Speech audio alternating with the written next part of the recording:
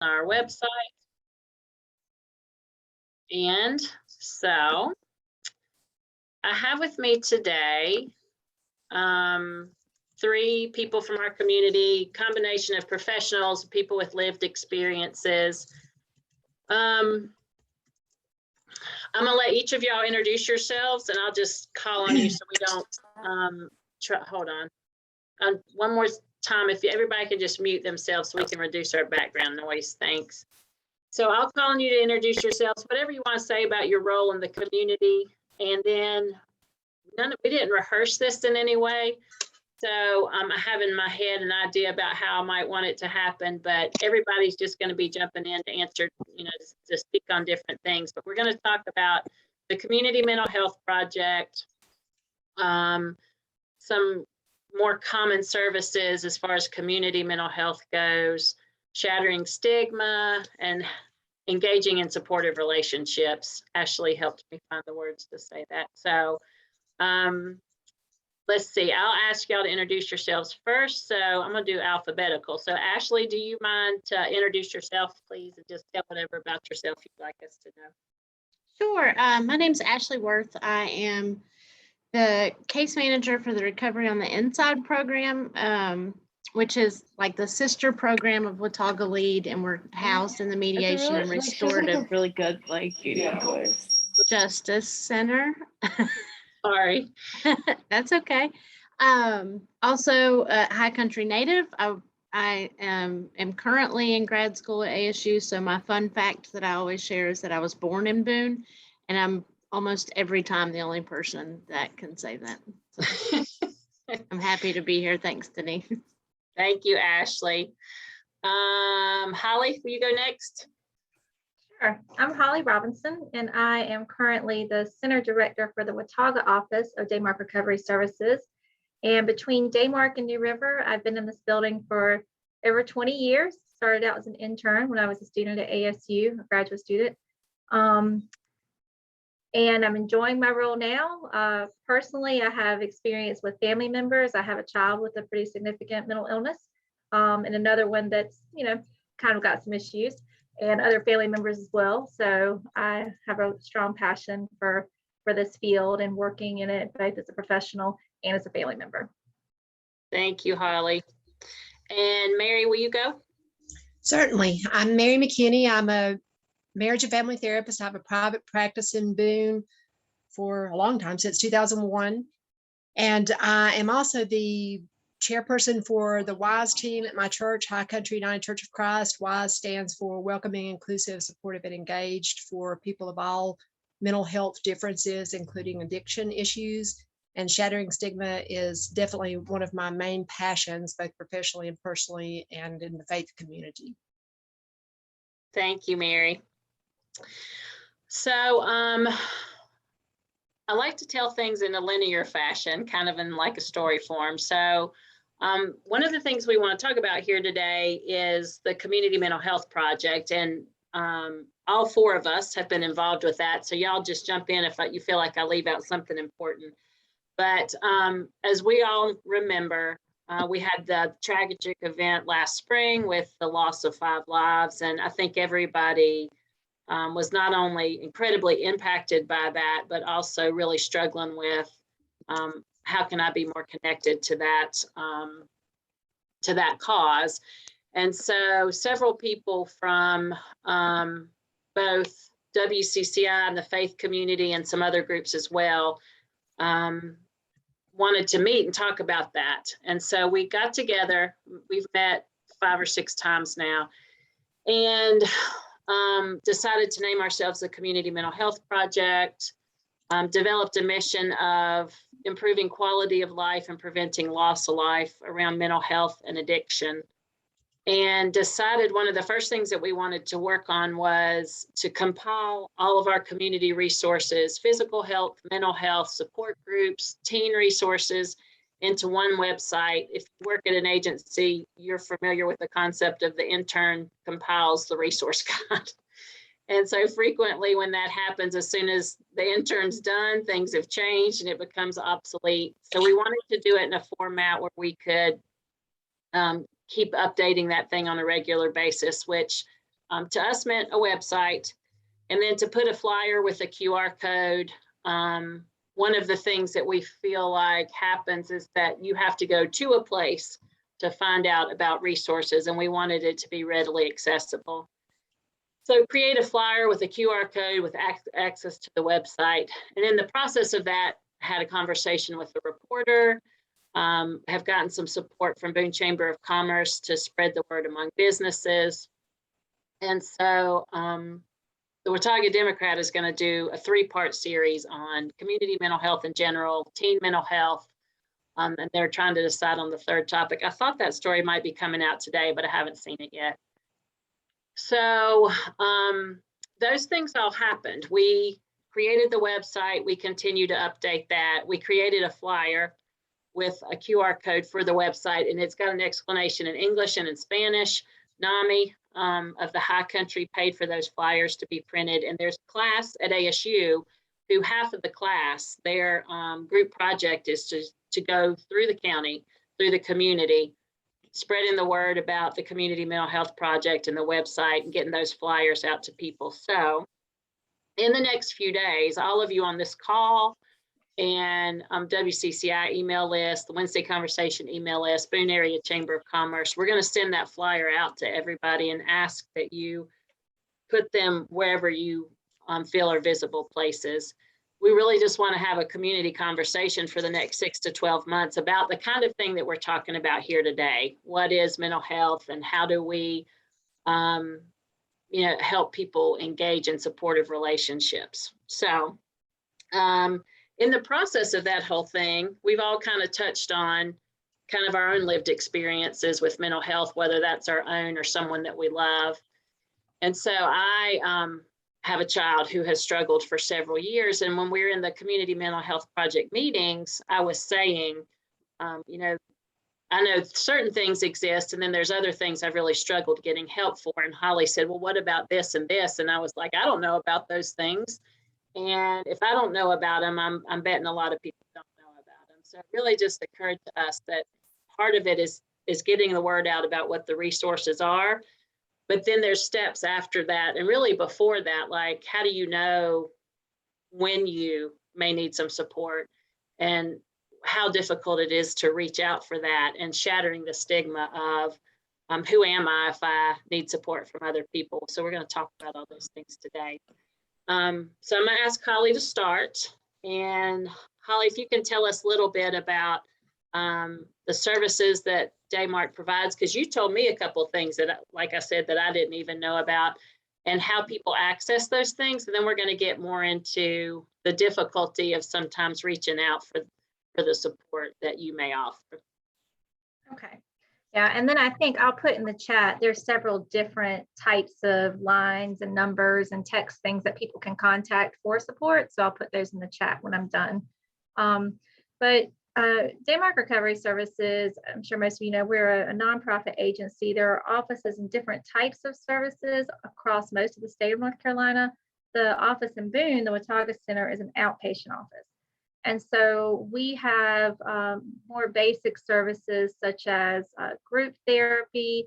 We have some clinicians who are trained in EMDR, which is a evidence-based practice for people with experience with trauma.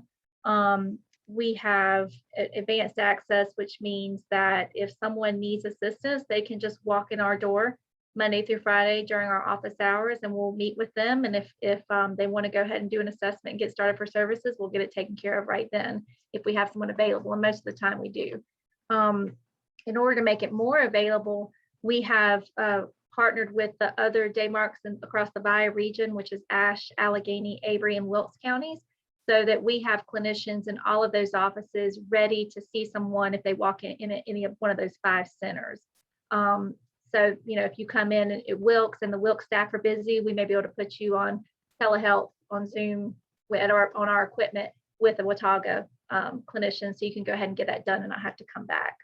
In addition to that assessment clinic, as I said, we have the basic outpatient services. We have a couple of enhanced services here. One of those for children is intensive in-home services, which is for children that are at risk of out-of-home placement. because of their behaviors or their mental health symptoms. So that could be maybe they're at risk of being involved with juvenile justice, or maybe they're at risk of being hospitalized inpatient or having to go to a residential treatment facility. And so that service provides 2 to 3 contacts a week, up to 2 hours at a time. So it's really intensive, and it's a short term to try to help stabilize the family, make sure they have the supports in place, the parents or guardians have the skills they need to help the child manage their symptoms, and then step back down to outpatient services to keep them in the home. For adults, we have some enhanced services. The Assertive Community Treatment Team is a 24/7 wraparound service that involves peer support services, supported employment, housing assistance, nursing, psychiatry, substance abuse, and mental health counseling. And that is for clients with especially high needs, like a severe and persistent mental illness, who have a history of hospitalizations and difficulty managing their symptoms, especially psychosis, and basic outpatient services.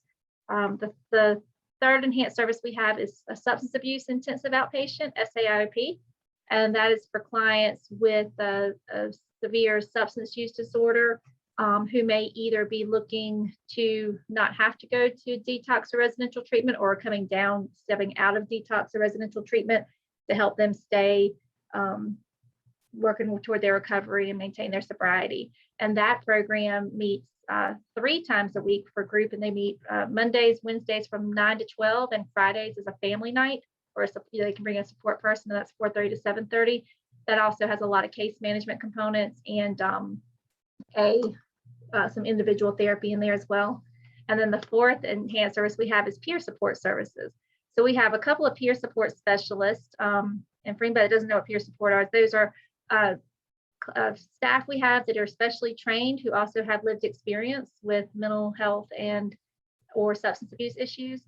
And so the peer support services we have are both on the outpatient and in ACT and in some of our grant programs. We do have a lot of services. You're right, Denise. Some of the grant programs we have include helping people with high needs medical issues to be able to integrate their mental and medical health care. And I'm trying to think if there's any other grant programs we currently have running. I think that covers it. So, and of course we have Mobile Crisis. And Mobile Crisis operates as 24/7. If you're in crisis, you can call, we'll call you back. There's a dispatch that you go through. They have somebody contact you.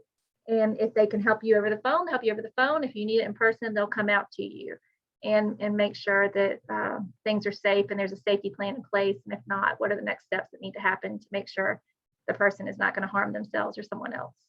And to access any of those services, you can just call the office and schedule that assessment. The assessment usually takes about 2 hours, and there's some paperwork involved at the beginning. We get insurance information. If somebody doesn't have insurance, we collect, their income information. We have a sliding fee scale we offer, and for a lot of our clients, it's 0. It's funded by the state. Or they can walk in and say, I need some help, or call the crisis line.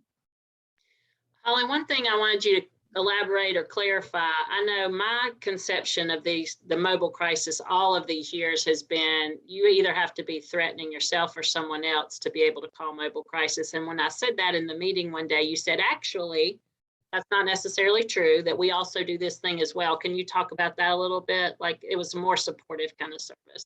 Right. So, a crisis doesn't, we usually think about what has to be like an involuntary commitment, which, the state law says someone is an imminent threat to themselves or others. And that's for having the person involuntarily committed to be evaluated to see if they need to be hospitalized, inpatient, to keep them safe or others safe. But a crisis can really be any situation in which someone feels they're beyond their capacity to handle due to mental health issues. And so it doesn't have to be, suicide or homicide or other kinds of self-harm.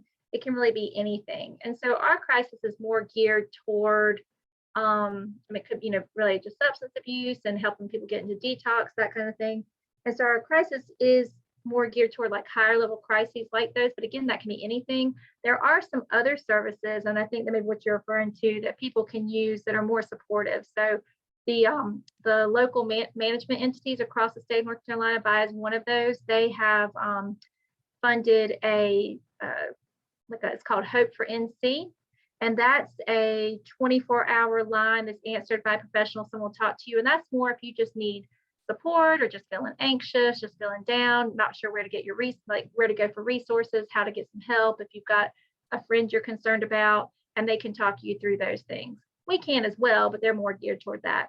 Some of the other crisis services or types of things that are out there, there's a crisis text line, a national line, and I'll put that one too into the chat.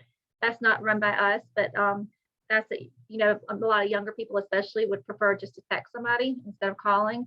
So that's an option.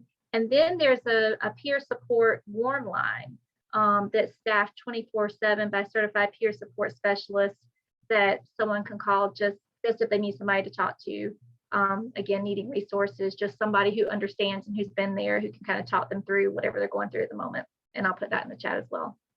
Thank you. And I'm putting the website that we've been working on through the Community Mental Health Project is wataugaresources.weebly.com. That I just put that in the chat. That's got a lot of the things that Holly's talking about, but if you would put those in there too, that's great. So I do think there's that myth that there has to be this self-harm threat to be able to call. So just wanted people to know that. I like the way you put it. I wrote it down that a crisis can be anything that's beyond your capacity to handle, which definitely broadens the definition of crisis significantly. Yes. So, Yeah. And I'll just mention too, as far as the regular treatment options go, like with COVID and the way things have moved to telehealth, there's just so many more options. So for somebody needing services, at this point, because we are working with the other 4 VIA centers, we offer about 100 different group options that people can join, either coming here in person for some of them or to get access to all the 100 by telehealth. So you could do it from your home if you're at work and on your lunch break, go out to your car, get on your phone, get on Zoom. So we have so many different options and a lot of different specialized kind of groups with different types of therapists offered all hours of the day. We have some evening groups as well. So there really are a lot of options and most people should be able to find something that will fit with their schedule and what they're needing. Okay, thanks, Holly. I appreciate that. We may come back at the end. We'll let everybody ask questions, so we may come back around to that soon. All right, Mary, do you mind? As Mary said earlier, her passion is shattering stigma. And so I wanted to give Mary a few minutes to talk about, and you also do some work in your church too. You mentioned welcoming, inclusive, and I always forget those 2 initials. If you could tell us those again, and then talk to us a little bit about shattering stigma and what that means to you. Okay, sure. And those initials are welcoming, inclusive, supportive, and engaged. Thank you. That those are things that we seek to be as a church. And I think that that's a great umbrella to think of in life in general, truthfully. As I thought about our conversation today, and as you know me pretty well, Denise, about this, and as I see the names and faces on here today, a lot of folks have heard me speak about this. Stigma definitely is something that always catches my attention, and I always talk about it and speak up about it. And I thought about, honestly, in my career, thinking about what I talk about a lot with folks in sessions and when I write and when the opportunities when I have to speak, it certainly is a topic of conversation for me very often. And in talking about suicidality, stigma is definitely a key piece of the conversation that I don't think we can ever overlook if we're going to do any kind of good work, because stigma definitely kills people, because it causes people to not seek help. It causes people to not talk about what's really going on with them. It causes people around folks who might be thinking about harming themselves to not be kind to them sometimes, or to not offer the right kind of support, etc. There's just all kinds of ways that it causes people to end up dying, or at minimum suffering for many years. And I will share a little bit of my own personal story about that. So thinking about how stigma definitely kills people. And the other thing that I have become more and more and more convinced about and so excited about is that the truth that stories shatter stigma. My story, your story, stories shatter stigma. That doesn't have to be somehow better than somebody else's story. It just has to be a truthful story. to shatter stigma, that as we look at one another's humanity and hear that and share that truthfully, it really does shatter those lies of stigma.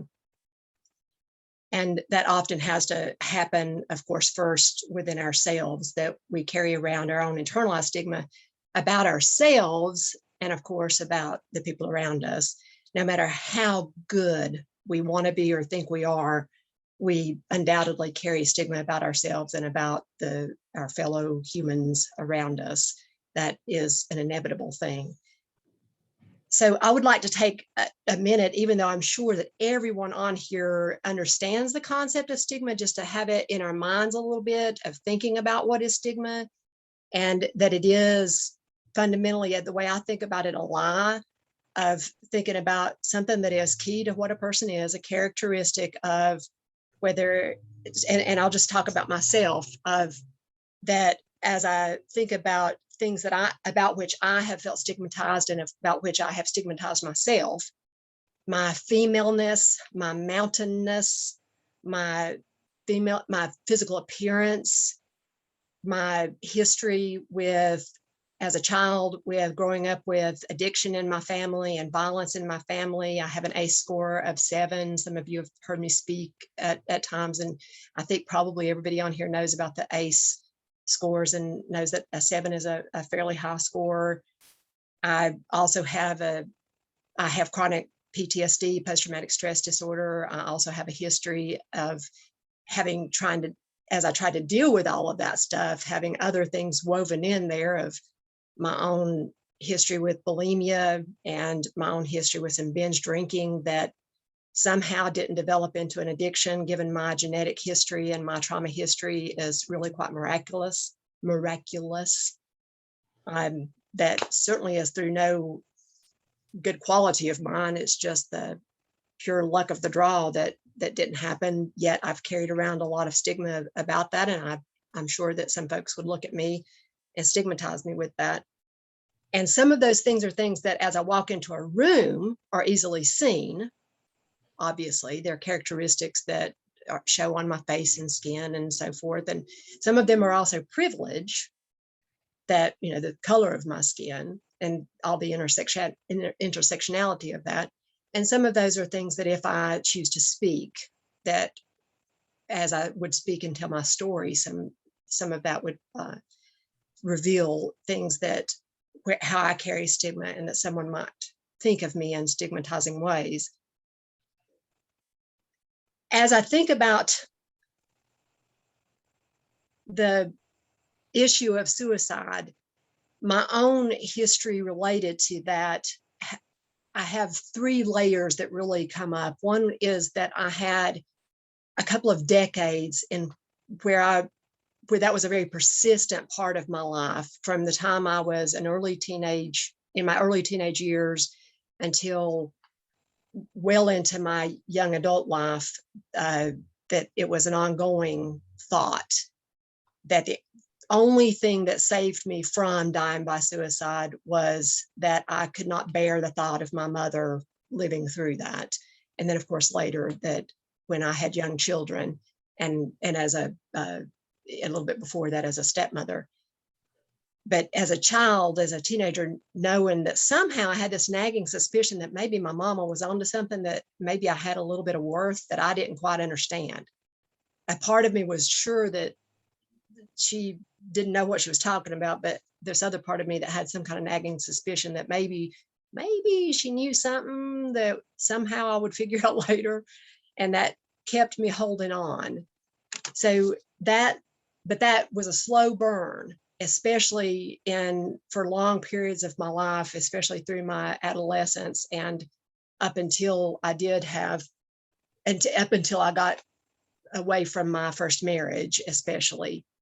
That just was a constant, that one of the stigmatizing pieces that I carried internally was the bootstrap sort of idea, that I needed to somehow be good enough to not be depressed. I needed to be good enough to not have ideas of wanting to die. I needed to be good enough to not have, I didn't know at that time that I had post-traumatic stress disorder, but however I was thinking of it at that time, I needed to somehow be good enough. I volunteer more, be better educated, get out of poverty. Oh, that's one I didn't mention about stigma, that I grew up in poverty, that I needed to somehow work hard enough to get out of poverty and that would cure it. But all of that sort of idea of the bootstrap, that would pull me up and that it would be okay, and I would be okay then, and then folks wouldn't have to know that, and I could stop thinking about it.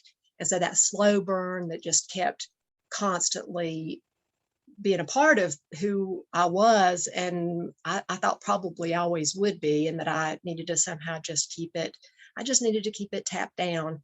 And one of the ways that I tried to keep it tapped down was through accomplishments and success and that sort of thing. And the other way was through some of these co-occurring struggles like the bulimia and sometimes some binge drinking and cutting, that I would go in and out of doing some cutting when things would be particularly desperate for me. And then the third layer was that at one point in my early 20s, and the other thing about my post-traumatic stress disorder is I also have a significant deal of difficulty with my memory. So lots of things are simply a blank slate as I think about my adolescence and childhood. And things about this day are also blurry, some of the things, but some of it I do remember. And part of what I do remember is that while I had, it's the only time that I made a decision that I was going to die after having that slow burn for all of my life, that I was going to keep it tapped down and I wasn't going to do that because of some of the particular stigmas that people can carry also about suicidality, that's also weakness, that's a person being selfish, that's sinful, all of those things that people can also think specifically about suicide, in addition to the other stigmas that can bring a person to actually think I need to die. So that the stigma can go in both directions of causing a person to think about wanting to die, as well as the stigmas about suicide itself. So on this one day in my early 20s, I'd had another argument with my husband and he had left. And I don't remember where my stepson was. I was raising a teenage stepson. And I was left at home alone, and we were living in a place where I was quite isolated. I don't remember if I had already graduated from college, to give a bit of context. And and I giggle because it's a little bit ironic when it's not, but a little bit of dark humor perhaps, that I had either just graduated or was about to graduate from Duke University with a bachelor's degree in psychology. And I think I had just started working or had been working for just a little while at a psychiatric hospital on the adolescent unit. So I was doing a lot of work with teenagers and who were dealing with, a lot of them, with issues related to depression and suicidality. And here I was finding myself having had, and I don't remember if violence was involved on that particular day, but certainly a lot of verbal violence. And I was finding myself in a very desperate place again on that day, that I didn't find any reason to overcome. I was so isolated from my family. I was so isolated from my friends. I was living an hour away from campus. I just didn't know that there was any way that anything could be okay again. I didn't think it was going to be possible. In my mind, there was no one to call. Even if I did call, I couldn't imagine that there was anything anyone could offer. Also, as context, we had at least a few sessions with a couples counselor who had never asked anything about suicidality. We'd been honest with that person about violence. We had also had meetings with our pastor. We'd been honest about violence. That pastor had said to my husband, you need to not be violent, but had said to me, the Bible says that you have to stay unless he cheats on you, which as far as I know, he never did. And so there I was thinking that there were no options. So that's how I found myself. And so I went to the cabinet with the over-the-counter medication and looked at what was there. And there were bottles of over-the-counter pain relievers. And I looked to see which one I thought was the strongest. I remember, you'd see my gray hair. This is the days before the internet was available, definitely in homes. And so I looked, what did I think was the most powerful, what was going to be the what could I take and go hopefully just lay down and die. And so I opened the cabinet and saw the bottle that was the most full and that was the most powerful medication. And I took that bottle, took the entirety of the contents, and I didn't have a car. My husband had taken that, and I don't remember why I didn't have there wasn't another one at that time. But anyway, I started walking because I didn't want to be at home to be, that wasn't what I wanted. So I was going to go find a place to lie down and hopefully just go to sleep, and that be the end of it. Somehow in that, I did find a place. I remember lying down, but somehow in the end of in that, I do remember that, and I don't remember the passage of time, but I did have some change of heart. I'm sure it involved the recognition settling in that my stepson and my mother, because this was before I had biological children, that my stepson and my mother were going to have stepsons. I was raising one of them. The other one lived with his mother, that they were going to have to really deal with this loss. And so I induced vomiting and walked back home, but I didn't call anybody. The house was still empty. And I went to sleep and woke up the next day. Obviously did not die from that. And when I made my way to a library, probably the next day or within the next couple of days or so, and read about it, I realized that of the bottles that I could have chosen from, I had actually chosen the one that was not likely to be lethal. If I had picked the other bottle, I probably would have died that day. I had picked, and if I'd had access to the internet, I likely would have picked the other bottle. So that was luck. That was God's hand. That's however you want to think about it. I certainly think of it as God's hand. But that's certainly not how we want people's lives to be determined. The idea, I was speaking about this last night to another group, and someone asked me, well, why do you think we are able to talk about mental health now? Because to me, as I was sharing that no counselors had asked me if I had thought about hurting myself. None of my friends had asked me if I had thought about hurting myself. No teachers had asked me if I thought about hurting myself. No one, as far as I remember, had ever asked me that, despite these many years of having such desperation and such depression and such trouble. And a person last night asked me that, and I said, I think that at least two factors are true, relevant to that. One is that we've done a much better job at talking about mental health in general, like public service information and so forth. I remember being as a child and being so confused about my great grandmother dying from cancer, because it was said she was kind of like that about why she was sick, that cancer was so stigmatized. And that's a bizarre sort of idea now, that cancer would be stigmatized to most people. And we started talking about cancer, and we heard people talking about my grandma and my child and so it became humanized, and we certainly shared a lot more information in so many different ways. And I think we've done a lot more of that with mental health issues and with suicidality, and the sharing of stories. And back again to my drum that I beat of that stories shatter stigma. And that was my comment to this person last night, and why I find it important to be one of the people who will share my story. The idea of that in my career and in my personal life, of that we have to shatter those internalized stigmas and the stigmas that our families carry, or at least try to be a part of that, be a part of shattering the stigmas that our families carry when we can, and of course that our communities carry.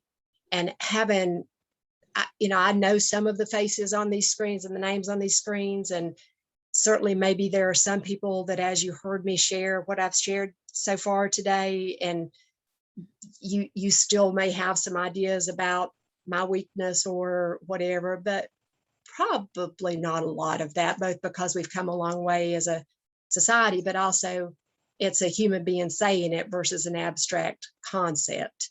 And that's really the point. That as we really do that, that empowers us. And even though it's still scary, and even though it's still sad, and even though it can still get the better of us sometimes, it gives us a can give us a foothold. It can give us a way to connect. And that's what then shatters the stigma. So Denise, that's what I wanted to say about that. Thanks, Mary. I appreciate you sharing those. I want to take just like 10 seconds and just take a breath, because that was powerful and intense. And I just want to kind of bring us back to the same space before I give this to Ashley. So I just personally need to take a deep breath in with a longer exhale. So we'll do that together. So we're going to breathe in for 4 and out for 8. So in for 4, out for 8.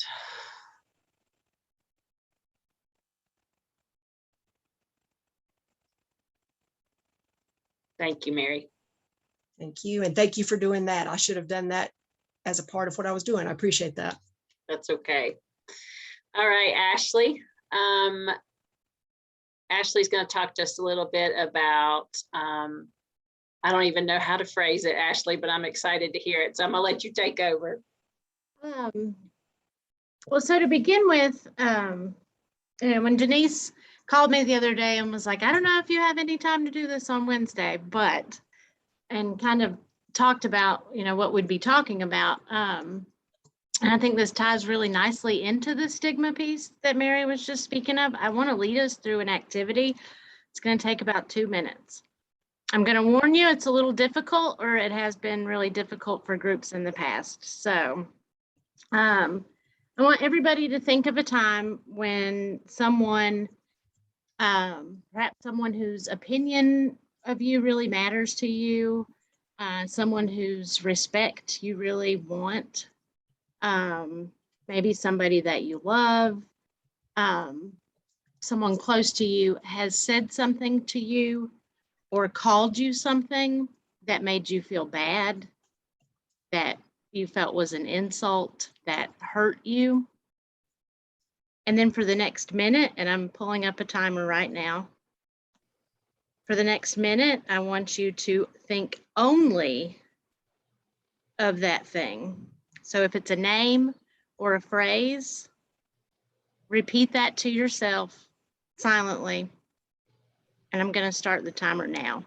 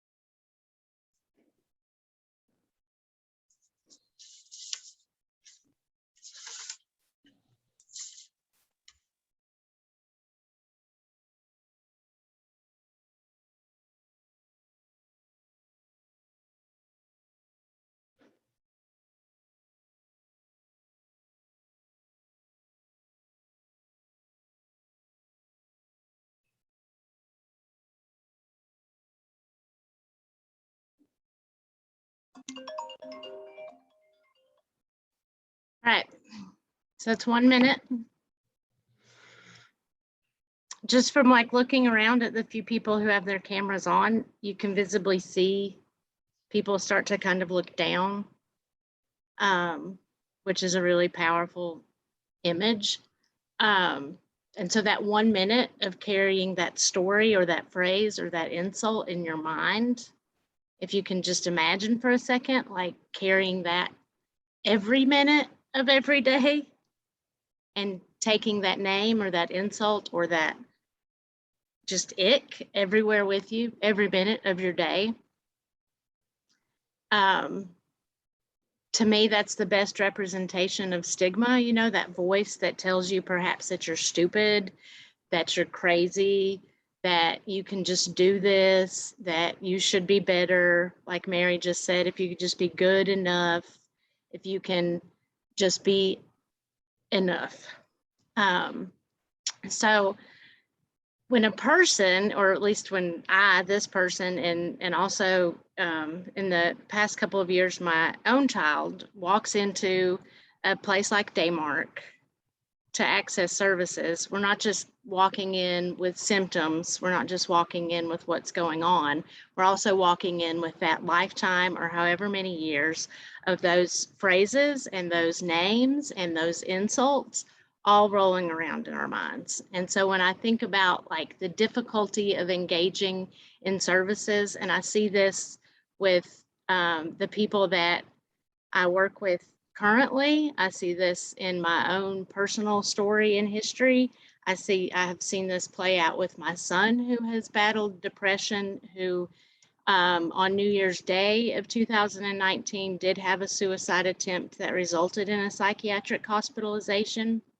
So I see this play out in all of those areas. And to me, one of the most like powerful things that I've been able to do, both as a person in recovery for mental health and substance use challenges, and the mother of a young man who has had those same struggles, and as a provider now, is to keep that in the forefront of every bit of work that I do, is that, this person also has that same voice, that this person has that voice inside of their head that maybe says, you're not good enough. You shouldn't come in here. There's no point, they can't do anything for you. On top of, you're stupid, you're crazy, you're lazy, you're just not good enough, none of these things. There's no point in going there, right? And so keeping that at the forefront of my interactions with people, and being just, maybe one person that can look at them and say, like, I know this is really difficult for you. This pain is really real. This hurts. I see that you're struggling. What can I do to help? I know so Denise had sent out an email yesterday, and I can't remember what the phrasing was at first. It was how to accept help when you need it, who struggle with accepting help, I think. Let's see, or accepting support, something like that. And when I read through it the first time, I was like, well, that's okay. And then when I read it a second time, I thought, oh no, no, this puts that on the person, right? Like you should be the one to accept the support. And I think that as a supporter, it's more my duty to provide opportunities to make the person want to accept support or want to engage with me in some form or fashion. I was thinking a lot earlier about how important words are. When I first walked through the doors of a community mental health center, like I didn't have the words to accurately describe what I needed. I could tell a lot, I have a long history of trauma that started in early childhood. And I know I'm not going to go too much into that. There's a WCCI talk that Denise can point you in the direction of, where I do share a lot of that history. But as a big piece of that, how it plays out even in my life today, is that as a child, I was repeatedly told, like, quit feeling sorry for yourself, not to cry, to suck it up, to just keep going. And then once I was removed from the most traumatic situation, that I needed to act as if all of this had not happened. And if I wanted to be normal, I just needed to forget about all that. And so then when I walk in as an adult to access services and receive support, I didn't know what exactly to ask for. And I also didn't know that the services I was offered, and now I do know this as a result of education and clinical training, that the services and support that I was offered were not good. They were not appropriate for what I had going on. I had some really, really intense PTSD symptoms that when I was put in a group setting with men who I didn't know, my fight or flight system was literally like fully activated the entire time I was there. And then when I didn't have the ability to accurately, describe that, or the language for that, I just said, I don't want to be here. You know, this doesn't feel right. I would really like just individual therapy. I was told that I had to be in a group in order to access those services. So there's a lot more like complexity, I think, than what people realize. It's not just as simple as, you know, like you show up and you ask for services. A lot of people, I don't believe, really know what to ask for or how to ask for those in a way that really is like fits their needs. One of the coolest ways that the organization that I work for has really been able to like reach out to people is, like Mary was talking about, the stories. You know, all of the people that work in the programs I work for, so in Recovery on the Inside and the Watauga Lead, like we all are people with lived experience. You know, we are peer driven and peer led programming, and so we're able to really get down to that and share that in a way that, you know, now that I'm approaching, like, I should graduate in December. I'm in the clinical mental health counseling program at ASU. And one of the things I've really struggled with that is that, you know, I'm now going to have like licensure requirements and ethics that I have to adhere to.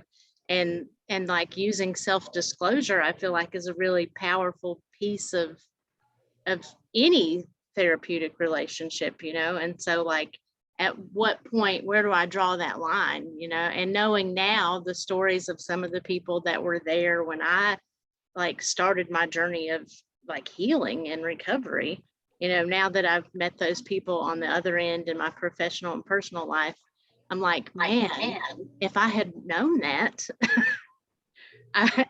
it would have made me feel so much better. You know, if I had known that this person struggled with this in their family, if I had known that this provider was also in recovery from addiction, if I had known, as opposed to, you know, coming in with all of those voices in my head and all of that stigma and thinking like, and it's a very us versus them, you know, like that's how I viewed it at that time, was it's me versus these people. They're in a position of power. All of these things, the stories in my head that weren't necessarily true, but they were true for me at that time. You reminded me of two things, Ashley. One is I was actually talking to my own therapist recently about coming from trauma and feeling, even for people who care about me and want the best for me, feeling like they're up here and I'm down here, and I'm trying to get up to here where it's a more equal power relationship. And you know, where does that come from? Is that something that's coming from them or coming from me? And all of those, just, you know, are you good enough as you are kinds of things. That's a conversation I've had recently. The other thing it reminded me of was last year in the conference back in the spring, one of the people talking, one of the speakers, I think it was the opening speaker, said, we talk about having an open door policy for people, but we forget that the people don't even know how to find the door. Like, it's not enough to just have the open door. We have to sometimes show them how to get there. And like you said, what to ask for when they get there, or to help them get what they need until they can ask. So that was very powerful. Thank you for that exercise. It was definitely uncomfortable. And I was remembering some things about my childhood that I had packed away really deep a long time ago. So thank you for that. When you told me yesterday you were going to do it, I was excited. Anything else you'd like to add before I kind of wrap this up? No, I didn't know if we wanted to leave time for questions or comments. So yeah, I think I've got 10 till. So if we. Yeah, I do want to leave time for questions. So Ashley mentioned her story on our Faces of Aces. I put that in the chat. That's there. Mary also was one of our first Wednesday conversations and talked about relational and community care rather than self-care. So I've put links to both of those in the chat. Do want to leave time for questions. We've talked about a lot of stuff, from Holly talking about services at Daymark and some of her own story, and Mary's story and shattering stigma, and then the exercise we did with Ashley and some of her story as well. So if you have a question or a comment that you'd like to share, if you could type that in the chat, or if you just want to say something to one of these three people, I'll copy and paste the chat and email it to them later when they have time to read. So we'll give everybody a few minutes for questions. I think I kind of would like to say, if going back through each of you in the order that we did, if there's somebody who loves someone who is, they're concerned about self-harm, or someone themselves, is there any kind of last thing you'd like to say to them? I'll give you a minute to think about that. I'm thinking about my 17-year-old struggles all those years, and the feeling that, and I know this is part of the stigma, that I'm not supposed to tell anybody those things, and we're supposed to handle that on their own. And I remember the few times I did share, typically with another mom, and then they would invariably be like, yes, I understand that because of all these things. And it was people I'd worked with in the building for 20 or more years and never had a clue. I'm like, it's just so sad to me that we're all walking around doing all this on our own when all of us are sharing so many similar experiences. So I'm gonna go back around to each of you one more time. Holly, is there anything else that you'd like to say or add? I think as Mary mentioned, that she went through all these struggles and nobody ever asked. I think, people sometimes have the fear, if I ask the question, I'm putting this idea into your mind, and that is absolutely not the case. And so just remembering that if you do have somebody you're concerned about, just talk to them about it and ask them how they're doing. Ask them, specifically, are they having any thoughts of hurting themselves? You're not putting that idea into their head, and it may be a relief for them to feel like it's okay, somebody understands at least that I can share, or is recognizing that I'm not doing well. That would be my main piece of advice there. Thank you. I appreciate that. We recently did a training on suicidality in the schools, and that's one of the things that they repeated over and over is ask directly. Are you thinking about harming yourself? Do you have a plan? Do you have the means to carry out your plan? And just that the people that we're talking to will be as comfortable with the topic as we are asking about it. So thanks for pointing that out. Mary, any last thoughts before we go? I want to say two things. One is to re-emphasize what you were just saying, and that part about how being able to have the topic even raised, even if the person doesn't choose to respond. I've had people say to me, well, if they asked, would you have told them? And I don't know, because I can't get in a time machine and go back. I know if my husband would have been in the room, I wouldn't have, almost certainly, but maybe not. But if enough people had asked me, and maybe the conversation, so that it would have been, oh, that's a conversation, you can have that conversation. Like, maybe just seeing that that's a conversation people can have, maybe, because I was so convinced that that was absolutely not a conversation you can have. So just having it be, oh, people can talk about that.